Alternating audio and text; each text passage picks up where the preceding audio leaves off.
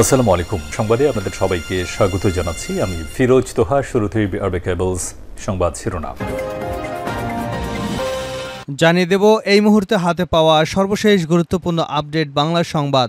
শুরুতেই থাকছে বিএনপির ভাইস চেয়ারম্যান আহমেদ আজম খান বলেছেন, স্বৈরাচার শেখ হাসিনার সরকার গত ১৫ বছরে বিএনপিকে দমন করতে গিয়ে সিলেটের ইলিয়াস আলী সহ দলের অন্তত ৫২২ জন নেতাকর্মীকে গুম করেছে। গুম ছাড়াও বিএনপির প্রায় ১০,০০০ নেতাকর্মীকে খুন করেছে স্বৈরাচার আওয়ামী লীগ। হাসিনা রোষানলে পড়ে নিঃস্ব হয়ে গেছেন আরও ১০ লাখ নেতাকর্মী। তারপরও রাজপথ ছাড়েনি বিএনপি। গত ৫ই অগাস্ট স্বৈর শাসকের পতন হয়েছে, তাই এই অর্জনকে বৃথা যেতে দেব না। এবারে জানাবো হাসিনার মন্ত্রীদের মধ্যে এ পর্যন্ত যারা গ্রেপ্তার হলেন। তারকা রাজনৈতিক ও বুদ্ধিজীবীদের মধ্যে সবশেষ ৭১-এর ঘাতক দালাল নির্মূল কমিটির উপদেষ্টা মণ্ডলীর সভাপতি শাহরিয়ার কবির ও সাবেক রেলমন্ত্রী নুরুল ইসলাম সুজনকে গ্রেপ্তার করেছে পুলিশ। সোমবার রাত সোয়া ১২টার দিকে ঢাকার বনানী বাসা থেকে কবিরকে গ্রেপ্তার করা হয়। প্রিয় দর্শক, আওয়ামী লীগের কোন কোন নেতা পর্যন্ত গ্রেপ্তার হয়েছেন, কতবার রিমান্ড খেটেছেন, কোথায় কার অবস্থান রয়েছে, এ বিষয়ে জানতে সঙ্গে থাকুন। জানাবো বিদ্যুৎ সংযোগ বিচ্ছিন্ন করাকে কেন্দ্র করে সংঘর্ষ, নিহত ১। গোপালগঞ্জের মুকসুদপুরে বিদ্যুৎ সংযোগ বিচ্ছিন্ন করাকে কেন্দ্র করে দু গ্রুপের মধ্যে সংঘর্ষের ঘটনা ঘটেছে। এ ঘটনায় সতীশ রায় নামে একজন নিহত হয়েছেন, আহত হয়েছেন আরও ৫ জন। মঙ্গলবার রাতে মুকসুদপুর উপজেলার ননিখির ইউনিয়নের মহিষতলী গ্রামে এ সংঘর্ষের ঘটনা ঘটে। জানিয়ে দেব এবারের ফ্যাসিবাদ বিরোধী সংগ্রাম ১৬ বছর ও ৩৬ দিনের। বিএনপির স্থায়ী কমিটির সদস্য নজরুল ইসলাম খান বলেছেন, ছাত্র শ্রমিক জনতার গণঅভ্যুত্থান একদিনে সংগঠিত হয়নি। এর পেছনে রয়েছে রাজনৈতিক দলসমূহ এবং জনগণের বহু বছরের মরণপ্রণ লড়াই সংগ্রাম। এবারকার ফ্যাসিবাদ বিরোধী সংগ্রাম ১৬ বছর এবং ৩৬ দিনের। হঠাৎ কোনো ঘটনা সংঘটিত হয়নি। এদিকে মিয়ানমার থেকে ছোড়া গুলি লাগলো টেকনাফ বন্দর ভবনে। মিয়ানমারের সীমান্তে লালদ্বীপ থেকে ছোড়া গুলি কক্সবাজারের টেকনাফের স্থলবন্দরের অফিস ভবনের জানালা ও পাশের একটি ট্রাকের সামনের কাছে লেগেছে। বুধবার দুপুরের দিকে ঘটনা ঘটেছে বলে নিশ্চিত করেছে টেকনাফ উপজেলা নির্বাহী কর্মকর্তা মোহাম্মদ আদনান চৌধুরী। এবং সর্বশেষ জানাবো আন্তর্জাতিক সংবাদ। ইসরায়েলের উপর হামলা বন্ধ করলে হুতিকে স্বীকৃতি দেবে যুক্তরাষ্ট্র। গাজায় চলমান বর্বরতার প্রতিবাদে ইসরায়েল এবং লোহিত সাগরে হামলা চালিয়ে যাওয়া ইয়েমেন ভিত্তিক সশস্ত্র গোষ্ঠী হুতিকে রাজনৈতিক স্বীকৃতি দিতে পারে যুক্তরাষ্ট্র। গোষ্ঠীটির দাবি, যুক্তরাষ্ট্র তাদের প্রস্তাব দিয়েছে, তারা যদি হামলা বন্ধ করে তবে ইয়েমেনে তাদের সরকারকে স্বীকৃতি দেওয়া হবে। গত বছরের ৭ অক্টোবর অবরুদ্ধ গাজা উপত্যকা থেকে ইসরায়েলি অভিমুখে হাজার হাজার রকেট ছুড়ে মুক্তিকামী ফিলিস্তিনিদের সশস্ত্র সংগঠন হামাস। এতে ইসরায়েলে নিহত হয়েছেন প্রায় ১,৪০০ জন। এরপর বছরের পর বছর অবরুদ্ধ গাজা উপত্যকায় চালানো নিপীড়ন আরও জোরালো করল ইসরায়েলি বাহিনী। সেদিনের পর থেকে চালানো সামরিক অভিযানে প্রাণ হারিয়েছে ৪০,০০০-এরও বেশি ফিলিস্তিনি, আহত ৯০,০০০-এরও বেশি। হতাহতের বেশিরভাগই বেসামরিক। এমন অবস্থায় বিশ্বজুড়ে যুদ্ধবিরতির আহ্বান জানানো হচ্ছে। এতক্ষণ শিরোনাম শুনছিলেন, এবার বিস্তারিত। প্রিয় দর্শক, আপনি যদি এই চ্যানেলে নতুন হয়ে থাকেন, ভিডিওটি দেখতে দেখতে চ্যানেলটি সাবস্ক্রাইব করে আমাদের সঙ্গে থাকুন। আর এই ভিডিও সম্পর্কে আপনি আপনার মূল্যবান মতামতটি কমেন্ট বক্সে জানিয়ে দিন। আর হ্যাঁ প্রিয় দর্শক, জানিয়ে দিন ভিডিওটি কোথা থেকে দেখছেন।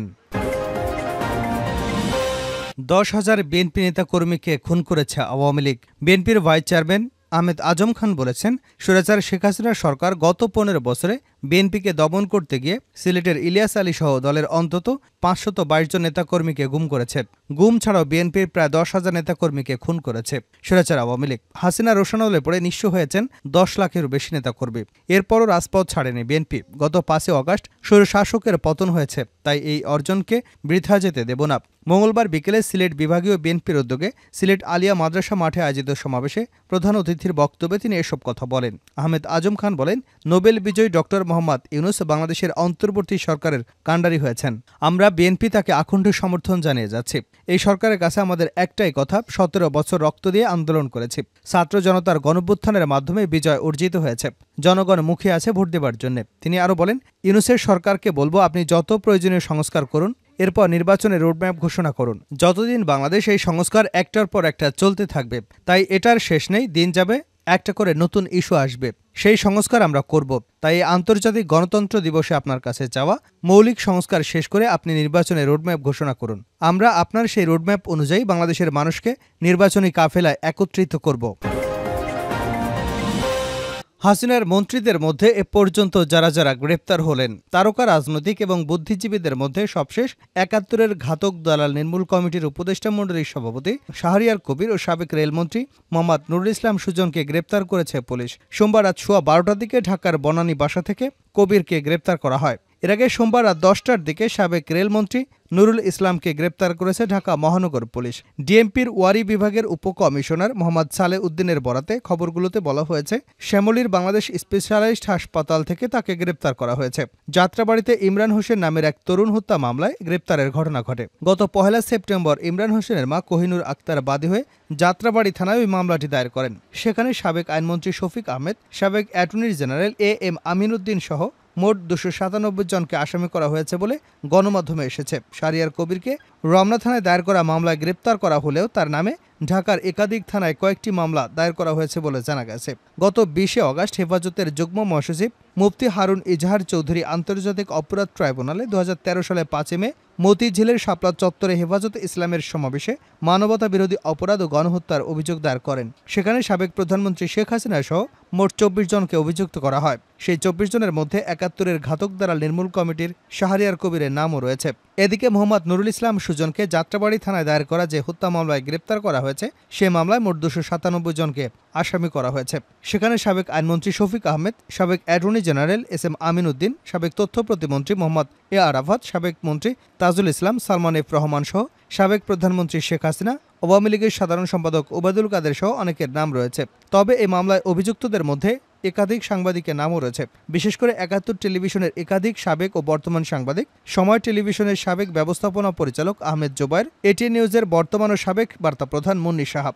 গত ৫ অগাস্ট শেখ হাসিনার পতনের পর থেকে এখন পর্যন্ত আওয়ামী লীগের ২ ডজনেরও বেশি মন্ত্রী, সংসদ সদস্য, উপদেষ্টা ও শীর্ষ পর্যায়ের নেতাদের গ্রেপ্তার করা হয়েছে। এদের মধ্যে রয়েছেন সাবেক আইনমন্ত্রী আনিসুল হক, সাবেক প্রধানমন্ত্রীর বেসরকারি শিল্প বিনিয়োগ উপদেষ্টা সালমান এফ রহমান, শেখ হাসিনার সাবেক জ্বালানি খনি সম্পদ প্রতিমন্ত্রী তৌহিদ ইলাহি চৌধুরী ও সাবেক জনপ্রশাসন মন্ত্রী ফরহাদ হোসেন রয়েছেন। গতকাল সোমবার তৌফিক ইলাহি চৌধুরীকে রিমান্ড শেষে কারাগারে পাঠানো হয়েছে। আর একই দিনে ফরহাদ হোসেনকে ৫ দিনের রিমান্ড মঞ্জুর করেছেন আদালত। এছাড়া সাবেক ২ ডিআইজি আব্দুল আল মামুন এবং এম শহীদুল হক সহ পুলিশের বেশ কয়েকজন কর্মকর্তাকে গ্রেপ্তার করা হয়েছে। ক্ষমতাচ্যুত হবার পর সাবেক প্রধানমন্ত্রী শেখ হাসিনার বিরুদ্ধে শতাধিক মামলা হয়েছে, যেগুলোর বেশিরভাগই হত্যা মামলা। এছাড়া গণহত্যা এবং অপহরণের মতো অভিযোগের মামলা রয়েছে আওয়ামী লীগ সভাপতির বিরুদ্ধে।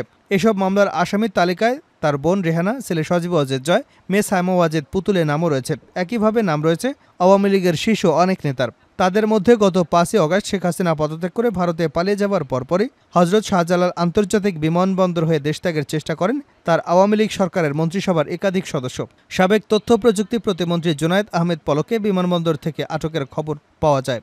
যদিও পরবর্তীতে জুনায়েদ আহমেদ পলক, ছাত্রলীগ নেতা তানভীর হাসান সৈকত ও সাবেক ডেপুটি স্পিকার শামসুল হক টুকুকে একই দিনে খিলক্ষেত থানার নিকুঞ্জ আবাসিক এলাকা থেকে আত্মগোপনে থাকা অবস্থায় গ্রেপ্তার দেখানো হয়। এদিকে সরকার পতনের পর আওয়ামী লীগ সভাপতি শেখ হাসিনা সহ দলের অনেক নেতার বিরুদ্ধে হত্যা, গুম ইত্যাদি মামলা করা হয়েছে। তাদের অনেকে টিপু মুন্সির মতো গ্রেপ্তার করা হয়েছে, অনেককে রিমান্ডে নেওয়া হয়েছে। সাবেক শিক্ষামন্ত্রী ডক্টর দীপুমণি, আওয়ামী লীগের সাংগঠনিক সম্পাদক আহমেদ হোসেন, সাবেক মুক্তিযুদ্ধ বিষয়ক প্রতিমন্ত্রী এবি তাজুল ইসলাম, সাবেক তথ্যমন্ত্রী হাসানুল হক ইনু, সাবেক পর্যটন ও বেসামরিক বিমান চলাচল মন্ত্রী রাশেদ খান মিনানও গ্রেপ্তার হয়েছেন।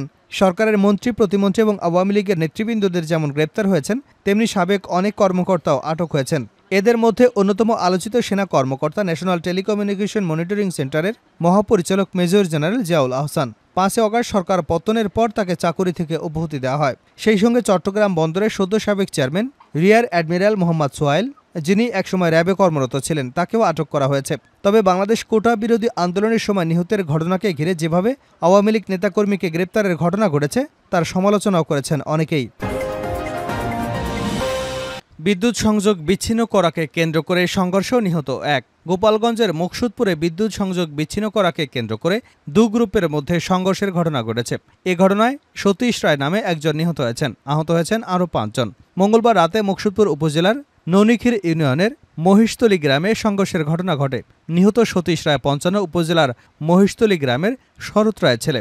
মুকসুদপুর থানার ওসি মোস্তফা কামাল বিষয়টি নিশ্চিত করে বলেন, বিদ্যুৎ সংযোগ বিচ্ছিন্ন করাকে কেন্দ্র করে ওই গ্রামের সুদীপ মৌলিক এবং মিলন মণ্ডলের মধ্যে কথা কাটাকাটি হয়। এক পর্যায়ে দুবংশের লোকজনের মধ্যে লাঠি সোঁটা নিয়ে সংঘর্ষ শুরু হয়। এ সময় একই গ্রামে সতীশ রায় সংঘর্ষ ঠেকাতে গেলে পেছন থেকে কেউ একজন তার মাথায় আঘাত করে তিনি মারাত্মক আহত হন।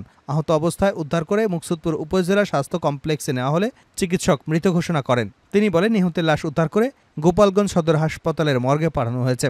এ ঘটনায় মামলা করা হলে আইনি ব্যবস্থা গ্রহণ করা হবে।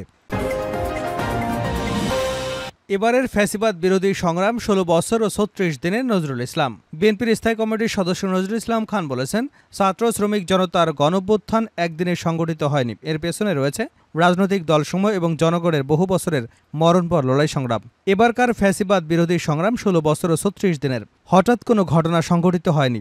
বুধবার দুপুরে সেগুনবাগিচার ঢাকা রিপোর্টার্স ইউনিটিতে ছাত্র জনতার অভ্যুত্থানে বিপ্লবী ওয়ার্কার্স পার্টির ২ শহীদ বদিউজ্জামান ও আব্দুল লতিফ স্মরণে দলের উদ্যোগে রক্তভেজা গণঅভ্যুত্থান গণ আকাঙ্ক্ষার বাংলাদেশ শীর্ষক আলোচনা সভায় এসব কথা বলেন তিনি।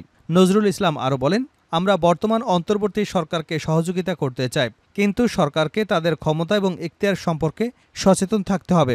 আশা করি রাজনৈতিক দল এবং জনগণকে আস্থায় নিয়ে সরকার সফল হবে। বিশিষ্ট সাংবাদিক লেখক সোহরাব হোসেন বলেন, অতীতে কয়েকবার স্বৈরতন্ত্রের পতন হয়েছে, কিন্তু গণতন্ত্র আসেনি, জনগণের মুক্তি হয়নি। এবার সবাইকে জনগণের অধিকার প্রতিষ্ঠায় শেষ পর্যন্ত ঐক্যবদ্ধ থাকতে হবে।